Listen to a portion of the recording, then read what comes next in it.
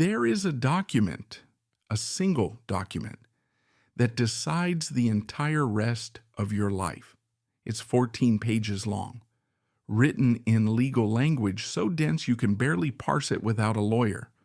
But every line in it, every single line, is the boundary between the government protecting you and the government stepping back and letting you fend for yourself. It's called an MOU, Memorandum of Understanding. Sounds like harmless administrative paperwork, right? In reality, it's the most binding contract you will ever sign in your life. No negotiation clauses, no cancellation provisions, no exit ramp.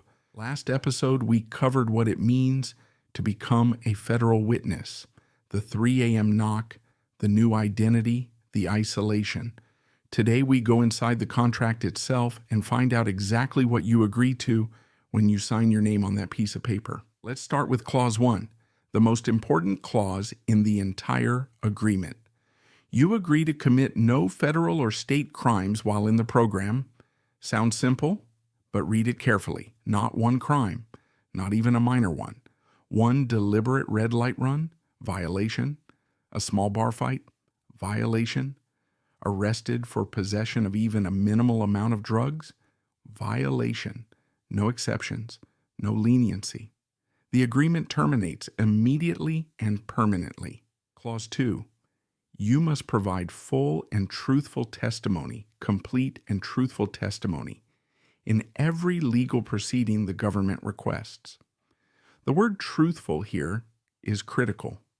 If you lie under oath, even once, even about a small detail, you don't just get removed from the program. You get prosecuted for perjury in federal court. And that charge carries a maximum sentence of 5 years in prison for each count of perjury. Clause 3. You agree to sever all contact with your past, all of it. No exceptions, no phone call to your mother on her birthday, no email to your best friend, no letters, no texts, no social media, no form of contact whatsoever with anyone from your old life. If you violate this, 2 things happen simultaneously. The government terminates your protection, and the people you're testifying against, they now know where you are because you left a trail. There's a clause many people miss on first reading. Clause 4, continuing cooperation. You don't just testify once and you're done. You agree to testify in every trial, every appeal, every judicial proceeding related to your case, even if those proceedings happen years later. A major mafia case can have 10 to 15 defendants, each with their own trial, each appealable. You could be testifying over and over for 5 to 10 years. You can't refuse, you already signed. A critical point most people don't know. The MOU is not a protection agreement. It's an information providing agreement. Legally, the government doesn't promise to protect you forever. They promise to provide you with a new identity and financial support for a specified period. The protection is secondary. It's a byproduct of you disappearing from the system, not a service guaranteed in writing. This is why some witnesses, after testifying, are told they're on their own from here. And finally, Clause 5, the silence clause. You never, never disclose your real identity to anyone not authorized by the government, even after the program ends, even 20 years later, even to your future spouse, even to your children. Violating this doesn't just end your protection. It exposes you to criminal liability for breaching an agreement with the federal government.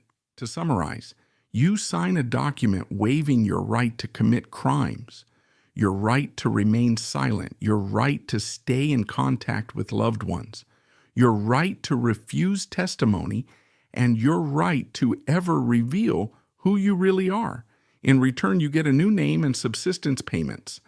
That's the transaction. That's the entire transaction, laid out in 14 pages. Court day.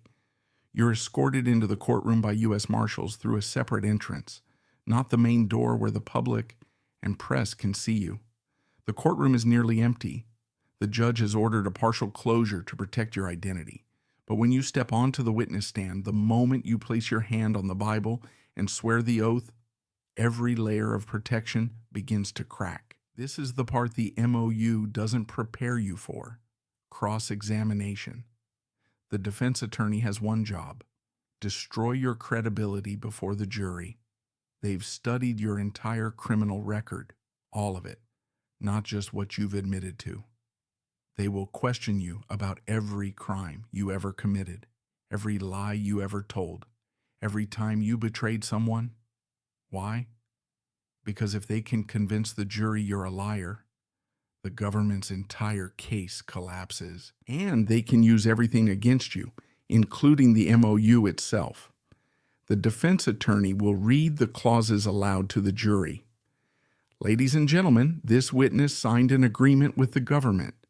The government is paying for this testimony. The government gave this witness an entirely new life. This witness has every incentive to say exactly what the government wants to hear, because if they don't, all of it goes away. It's a powerful argument, and it's perfectly legal to make. And here's what no government attorney can do for you: convince the jury you're telling the truth. You are a proven criminal. Your record has been aired in open court. You have every incentive to lie. And the words you're saying, those words will send real human beings to prison for decades. The jury must believe you, and you alone, to convict the defendant. This is the psychological weight pressing down on every WITSEC witness. The trial ends. You've given your testimony.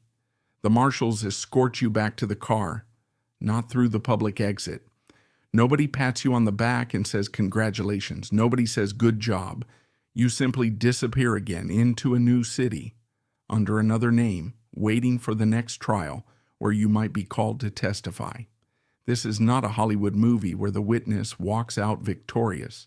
This is a slow, grinding process that wears you down piece by piece. Sammy, the Bull Gravano, was the underboss of the Gambino mafia family, the number 2 position, right under John Gotti. When Gravano was arrested in 1991, he faced life without parole. He signed the MOU, testified against Gotti and 38 other defendants. His testimony put John Gotti, the Teflon Don, the man who beat 3 previous trials, in prison for life. Gravano entered WITSEC, received a new identity, Jimmy Moran. But Gravano couldn't leave the old life. He started trafficking ecstasy out of Arizona with his son and a crew of local criminals. In 2000, he was arrested, sentenced, 20 years federal prison. The government gave him freedom, a new identity, a new life, and he threw it all away. A lesser-known story, a witness, we'll call him Marcus, testified against a drug trafficking organization in Florida. He followed every clause in the MOU: no crimes, no contact with the past, found steady employment. But Marcus's problem wasn't the things he signed. It was the things not in the MOU. He wasn't protected from the fact that the government can't control everything. A state investigator accidentally disclosed his real name in a public filing. A facial recognition algorithm on social media tagged him in someone else's photo. Systemic loopholes no legal document can cover. The official statistic is impressive: 100% success rate.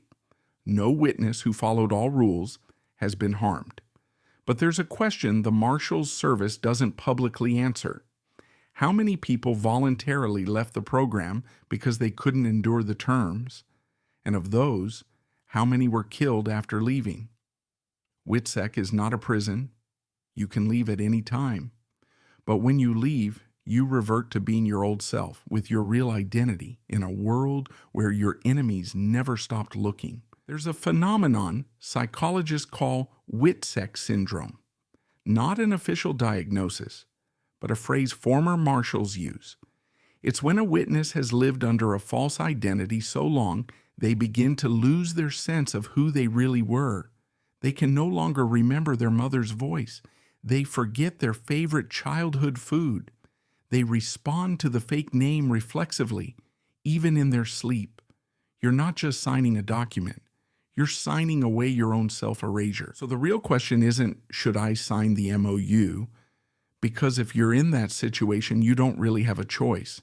Your only real choice is sign, testify, and disappear, or don't sign, and face the prison sentence they're holding over you.